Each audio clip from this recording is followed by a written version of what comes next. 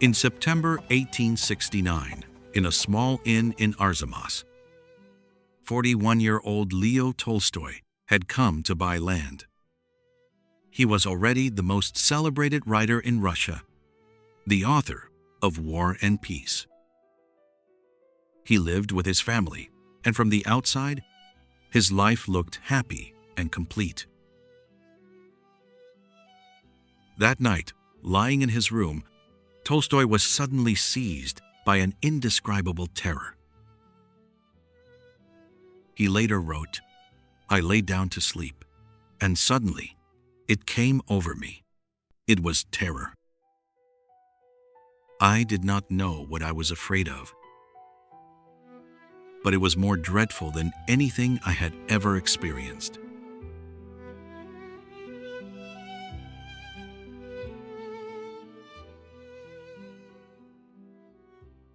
The white, square room turned into a coffin. "This is death. Death is here."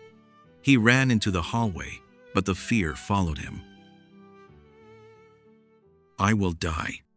Not now, but someday. And then there will be nothing. Nothing at all." Tolstoy did not sleep that night. At dawn, he rushed back to Yasnaya Polyana. But the terror never left him. It was only the beginning. The beginning of an existential crisis that, 10 years later, would drive him to the edge of suicide.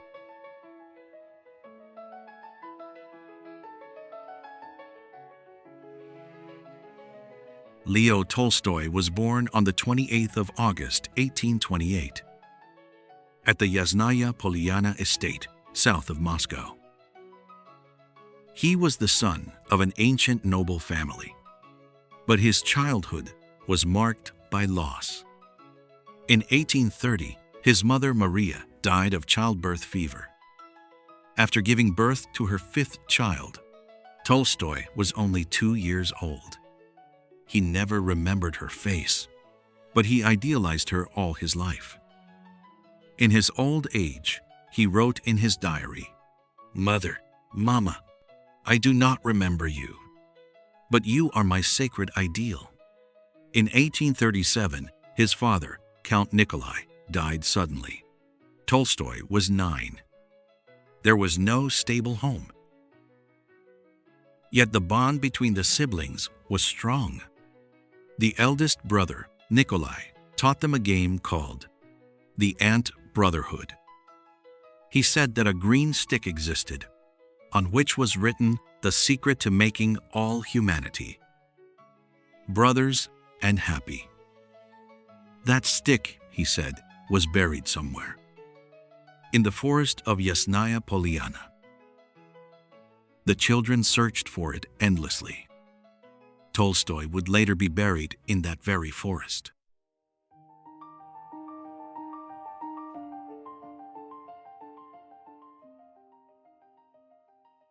In 1844, at 16, Tolstoy entered Kazan University. But he had little interest in studying. Instead, he lived the typical life of a young nobleman: gambling, drinking, and women. His diary was filled with self-loathing. Every morning, he wrote strict rules. Today's goals: wake up at 5 a.m. Do not have lustful thoughts. Do not lie. The next day, the diary would read, I overslept. I lied. I had filthy thoughts. I am a beast.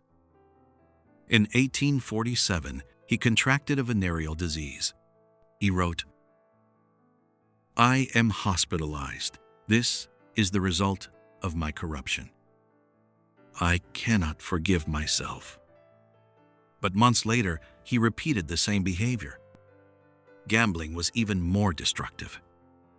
One night in 1851, he kept losing but could not stop. Just one more game, my luck will turn. By dawn, he had lost a sum equal to the value. of the main house at Yasnaya Poliana. The estate was sold, and the buyer dismantled the house and moved it elsewhere. The most shameful incident was this. He impregnated a peasant girl on his estate, Aksenia, and abandoned her. The guilt would haunt him for the rest of his life.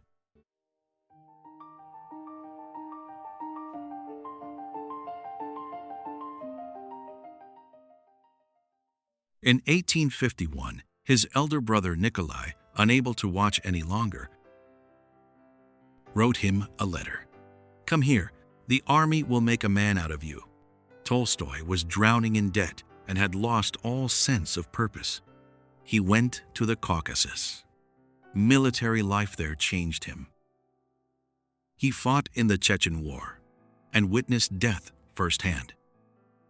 At the same time, he was moved by the majestic nature of the Caucasus. There, he began to write. In 1852, his autobiographical novel, Childhood, was published and drew attention in literary circles.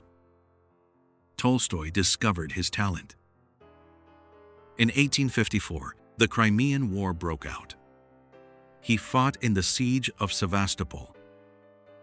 What he saw shattered all heroic illusions. There was no glory, only chaos, fear, and meaningless death. In Sevastopol Sketches, he wrote, "The true hero of war is truth." The work made the young Tolstoy a star of Russian literature.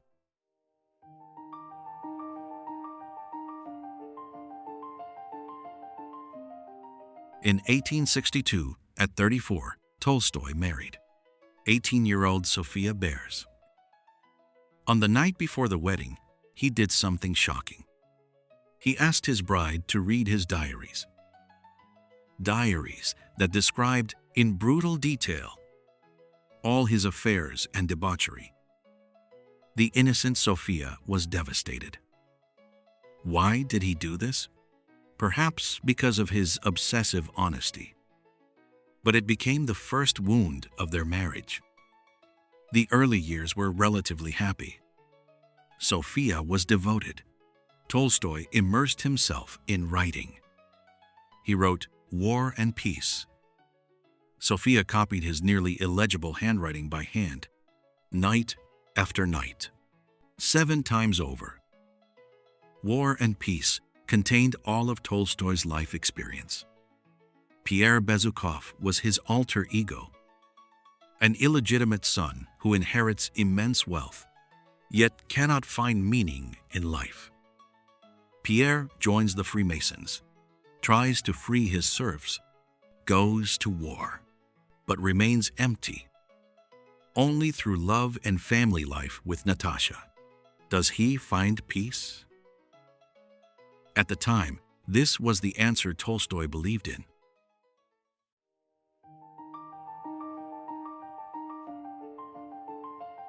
From 1873 to 1877, Tolstoy wrote Anna Karenina. This novel was darker and more tragic. Anna seeks true love in a hypocritical society and is destroyed. Tolstoy does not condemn her. Instead, he condemns the society that crushes her. In her final moments at the train station, her despair and loneliness are also Tolstoy's own. At the same time, the character Levin searches for answers in rural life. Levin is another version of Tolstoy. He works alongside peasants and discovers the joy of physical labor. But even that is not enough.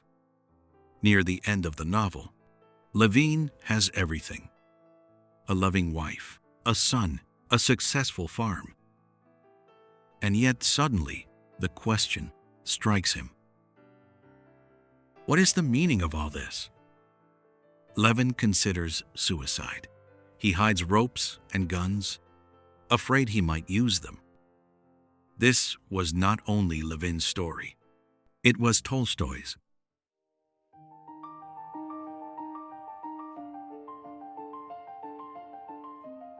After the terror of Arzamas, Tolstoy sank deeper into depression.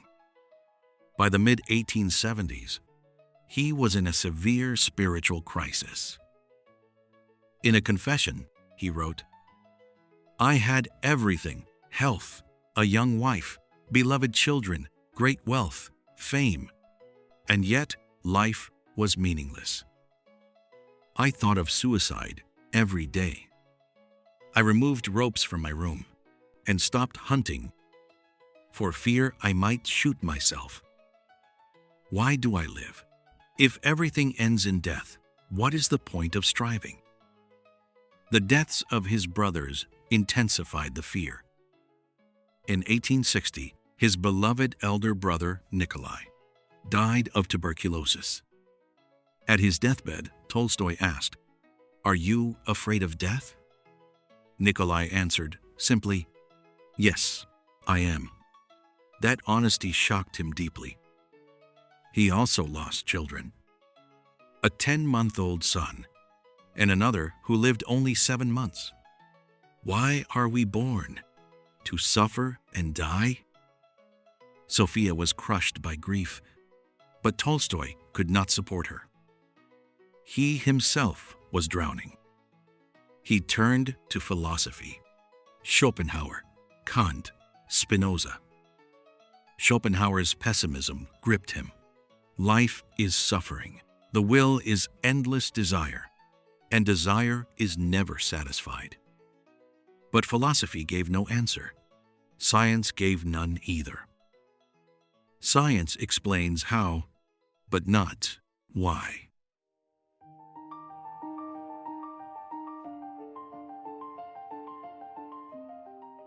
In despair, Tolstoy began observing the peasants of Yasnaya Polyana. They lived in poverty, yet seemed peaceful. They did not ask philosophical questions. They accepted life. They believed in God, worked, loved their families, and seemed unafraid of death. What do they know? He wondered. I have read every book and am miserable. They cannot read, yet they have peace. Tolstoy believed he found an answer in the simple faith of Russian peasants. But he could not believe simply. He was an intellectual, so he began to reinterpret Christianity. He rejected church doctrine, clerical authority, and miracles. What mattered to him were the teachings of Jesus, especially the command, "Do not resist evil with violence." He wrote, "My religion and the kingdom of God is within you." By the late 1870s, Tolstoy believed he had discovered a new truth.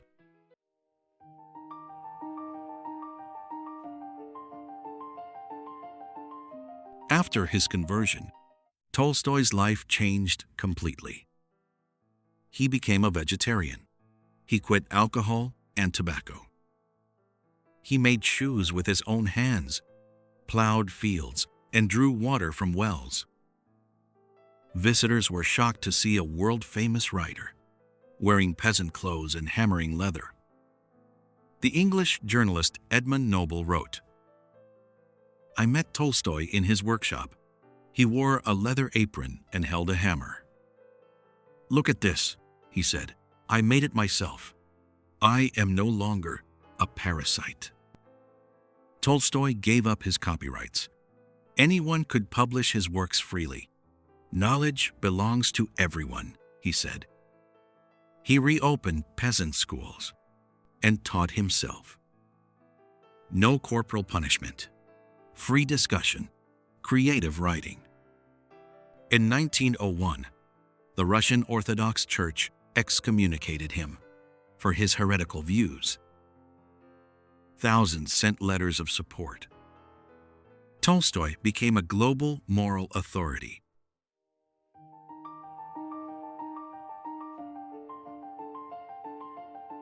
Tolstoy's later works burn with moral passion.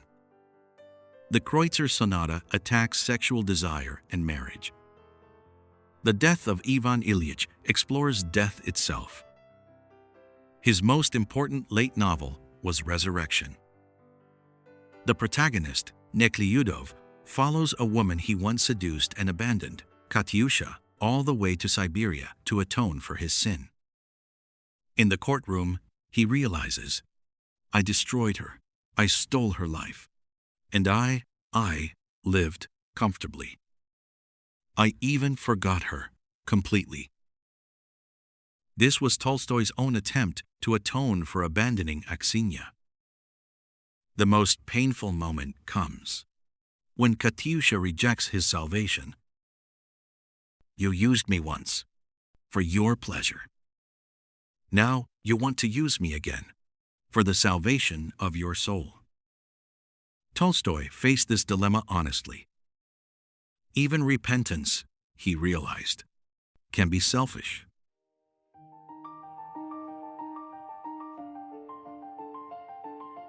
There was a great contradiction. Tolstoy preached poverty and simplicity, yet lived in a grand estate, served by servants. Sophia fiercely opposed him. What about our children, she cried.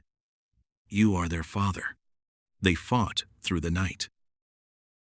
Tolstoy shouted, Must I live as a hypocrite? Sophia answered through tears, Are your ideals more important than your family? A compromise was reached. Tolstoy transferred his property to his wife and children. Yet he continued living in the estate. Things worsened with the influence of his disciple, Vladimir Chertkov. Chertkov pressured Tolstoy to live his principles fully. Sophia called him a devil and a destroyer of families. The conflict spread to copyrights and wills. Tolstoy kept 2 diaries, one public for Sophia to read, and a secret one entrusted to Chertkov.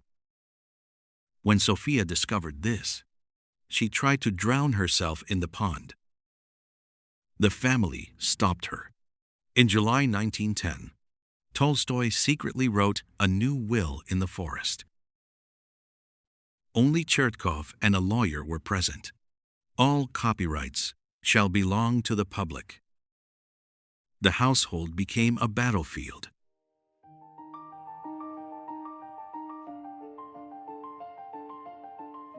On the night of the 27th of October 1910, Tolstoy heard Sophia again searching through his papers.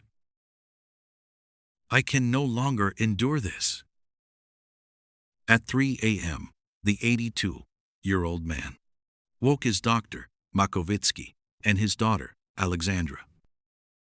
We are leaving now. He packed quickly. Diaries, letters, a few clothes. As he left, he looked back once. At the house where he had lived for 60 years. Goodbye. They boarded a train heading south. There was no clear destination. Just far away, as far as possible. He left a letter for Sophia. My departure will cause you pain. I am sorry, but I can no longer live in such luxury. Sophia discovered his disappearance. She threw herself into the pond. Servants pulled her out. Shaking, she whispered, He has left me.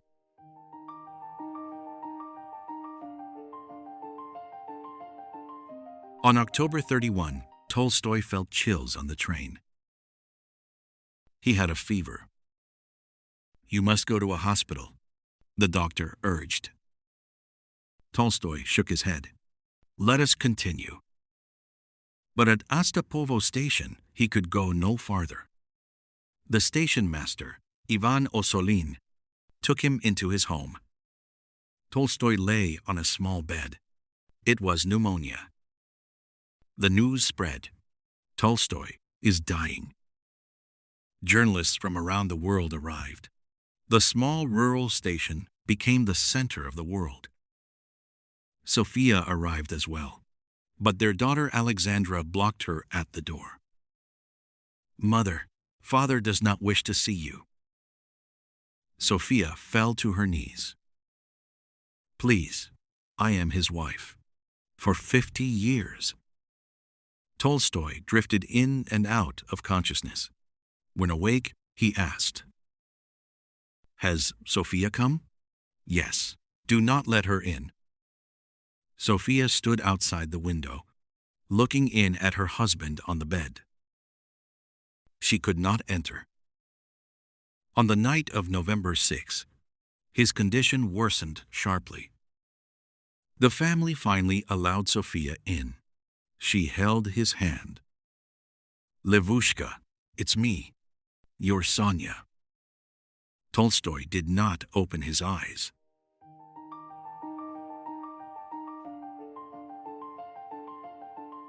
At 6:05 a.m. on the 7th of November 1910, Tolstoy opened his eyes one last time.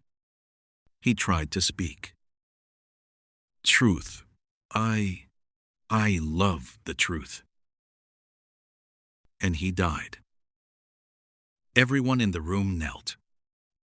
Sophia collapsed onto his body, sobbing, "Forgive me. Please forgive me."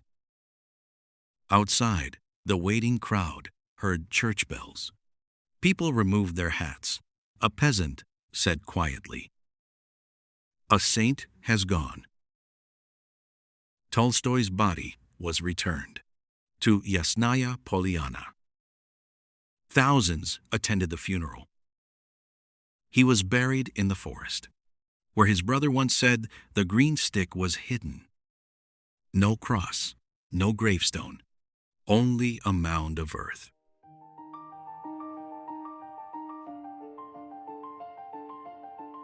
Tolstoy was not perfect. He preached poverty while living in wealth. He preached humility while possessing a vast ego. He spoke of love while causing pain to his family. And yet, these contradictions made him great. He was not a flawless saint, but a man who struggled endlessly. His works are honest records of that struggle. War and Peace and Anna Karenina are not just stories, they are life itself. Love and death, war and peace, joy and suffering. Tolstoy was a genius of detail, a small gesture, a shift of light, the subtle movement of the human heart. What he left us are not answers, but questions. How should we live? What is true happiness? How should we respond to injustice? Tolstoy wrestled with these questions all his life. He never found a complete answer. But his sincere search still resonates deeply. Today, in the forest of Yasnaya Polyana, Tolstoy rests beneath a simple mound of earth. But his works and ideas live on. His struggle continues to inspire new generations. From the terrifying night in Arzamas in 1869 to his final moments at Ostapovo Station in 1910, Tolstoy chased the truth. He may have failed, but he never stopped. And that is why we remember Leo Tolstoy.